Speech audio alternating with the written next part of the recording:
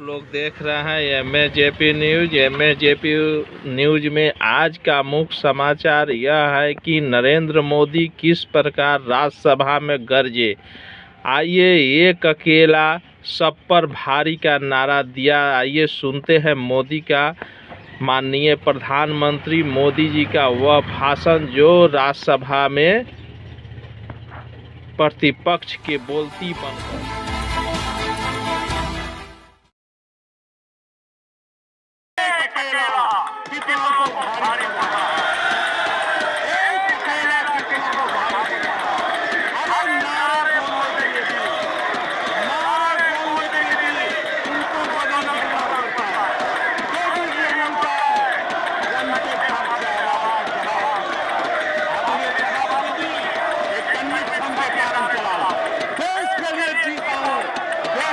करने के लिए निकला हुआ हूं। और इसलिए ये राजनीतिक खेल खेलने वाले लोग उनके अंदर में हौसला नहीं है, वो ढूंढ रहे हैं बचने का रास्ता खोज रहे हैं।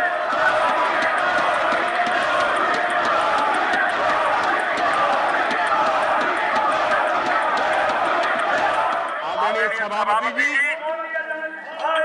मैं एक बात को जानना चाहता हूं। मैं एक गंभीर विषय की ओर अब ध्यान देना भी चाहता हूं। महत्वपूर्ण विषयों को मैंने स्पर्श किया और आज देश में आर्थिक नीतियों की नींद को समझ नहीं है, जो 24 घंटा राजनीति के सिवा कुछ सोचते नहीं, जो सत्ता के खेल खेलना यही जिनको सार्वजनिक जीवन का काम दिखता है, उन्होंने अर्थनीति को अनर्थ नीति में परिवर्तित कर दिया। मैं उनको चेतावनी देना चाहता हूं और मैं इस सदन की गंभीरता के साथ उनसे कहना चाहता हूं कि अपने रिस्पेक्टिव स्टेट को जाकर समझाएं कि एक गलत रास्ते पर न चले जाए। हमारे पड़ोस के देशों का हाल देख रहे हैं कि वहां पर क्या हाल हुआ है। अनाज शराब कर्ज लेकर के किस प्रकार के देशों को डुबो दिए गए। आज हमारे देश में भी तत्कालीन लाभ के लिए अगर भुगतान करेगा तो आने वाली पीढ़ी करेगी। हम तो कर्ज करो जीपीओ वाला खेल आने वाला देखेगा। ये कुछ राज्यों ने अपनाया है, वो उनका तो तबाह कर देंगे, देश को भी बर्बाद कर देंगे। अब देश अब कर्ज के तले दबते जा रहे हैं। ये देश आज दुनिया में उनको कर्ज देने के लिए कोई तैयार नहीं है। ये मुसीबतों से गुजर रहे हैं।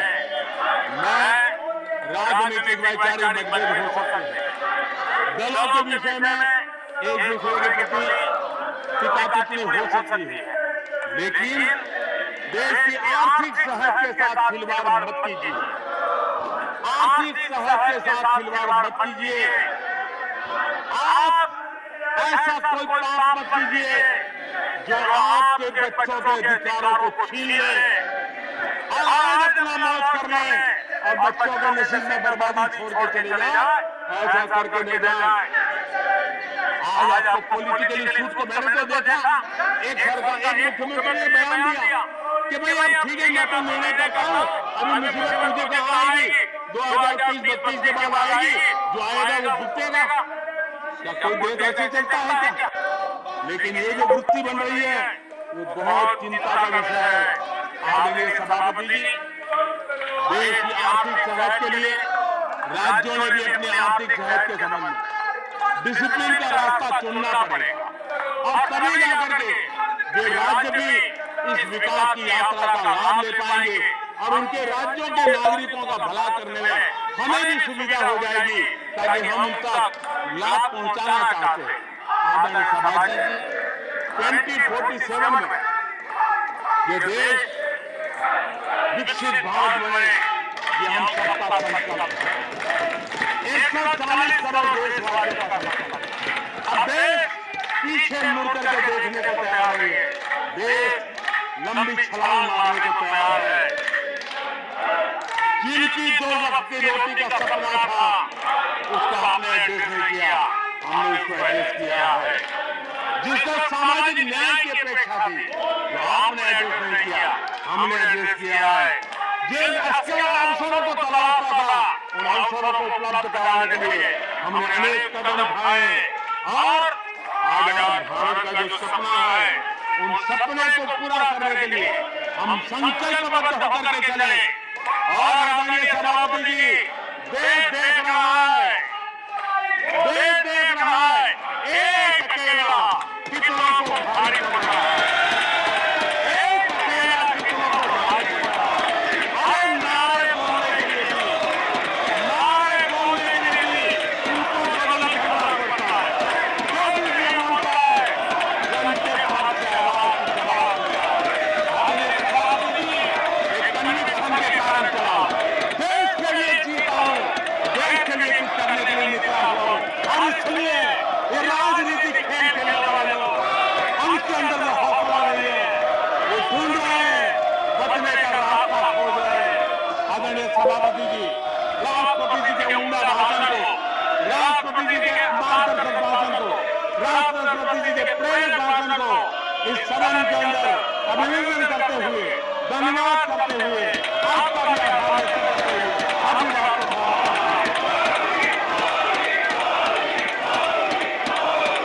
आइए सुनते हैं दिलीप जी का, जो असम का सांसद हैं, उन्होंने क्या बोले राहुल गांधी के पद यात्रा पर और प्रधानमंत्री नरेंद्र मोदी का भूरी भूरी प्रशंसा किए। तो गया भी नहीं, वो जो भारत जोड़ो यात्रा किया है नॉर्थ ईस्ट में, तो उन्होंने कवर भी नहीं किया, छोड़ दिया। क्योंकि उनके बाप दादा ने भी छोड़ दिया था नॉर्थ ईस्ट को, बाप दादा ने भी छोड़ दिया था। राहुल गांधी तो छोड़ेंगे ही नॉर्थ ईस्ट को, ये उनका तेज में है, उनका ब्लड में है, जो भी है। मैं नॉर्थ ईस्ट से बिलोंग करता हूं अध्यक्ष महोदय।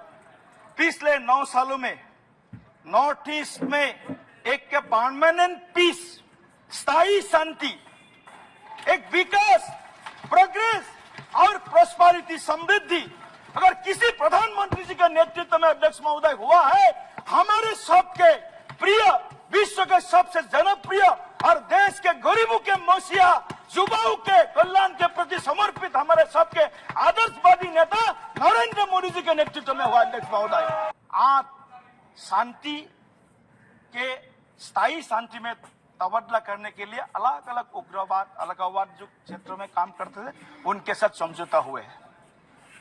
ब्रूरियांग एग्रीमेंट से लेकर के बोरो पीस एकट तक हमने 7 एग्रीमेंट किया है। आज नॉर्थ ईस्ट में एक परमानेंट एक सॉल्यूशन, जो सेपरेटिज्म, जो अलगाववाद का समस्या नॉर्थ ईस्ट में हर साल होते थे, आज 80% से ऊपर नॉर्थ ईस्ट में इंसर्जेंसी रिलेटेड जो इंसिडेंट्स होता है वो कम हो गया अध्यक्ष महोदय। हजारों लोग जो मरते थे हर साल, आज उसमें भी एकदम कमती आ गया है, कम हो गया है अध्यक्ष महोदय। तो इसलिए मैं प्रधानमंत्री जी को, मैं नॉर्थ ईस्ट के एक नागरिक के नाते मैं तहे दिल से धन्यवाद देता हूं। नॉर्थ ईस्ट का अगर कोई अच्छे अभिभावक है, अगर कोई सच्चे मेंटरशिप नॉर्थ ईस्ट का कोई प्रधानमंत्री जी ने लिया है देश आजादी के इस अमृत काल में, नरेंद्र मोदी जी हमारे अच्छे अभिभावक है और सच्चे हमारे मेंटर है। इसलिए मैं प्रधानमंत्री जी को इस सदन के माध्यम से मैं मां कामाख्या के शरणों में प्रार्थना करता हूं। प्रधानमंत्री जी, पूरे देश के 140 करोड़ जनता आपके साथ है। अधीर रंजन चौधरी जी, कांग्रेस के नेता अधीर रंजन चौधरी जी जब यहाँ पर अपने वक्तव्य रख रहे थे, तो बार बार देश के प्रथम मुख्यमंत्री जवाहरलाल नेहरू जी के उनके कोटेशन के बारे में बोलते थे। मैं कोटेशन उनको फिर से याद दिलाना चाहता हूं अध्यक्ष महोदय।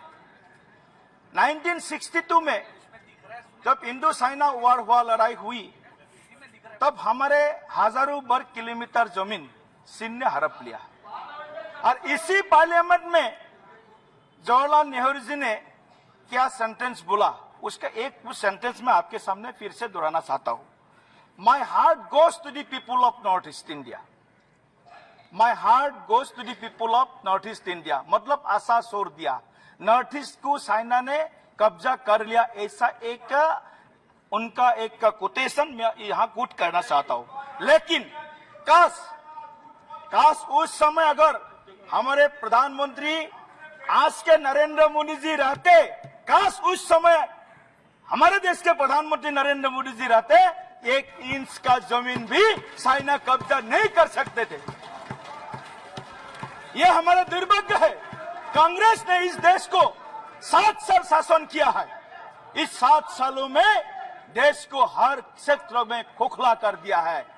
भाषा के आधार पर, प्रांत के आधार पर, धर्म के आधार पर, मजहब के आधार पर अगर भाव कब करने का किसी ने काम किया है, कांग्रेस ने किया है अध्यक्ष महोदय पिछले 7 सालों में।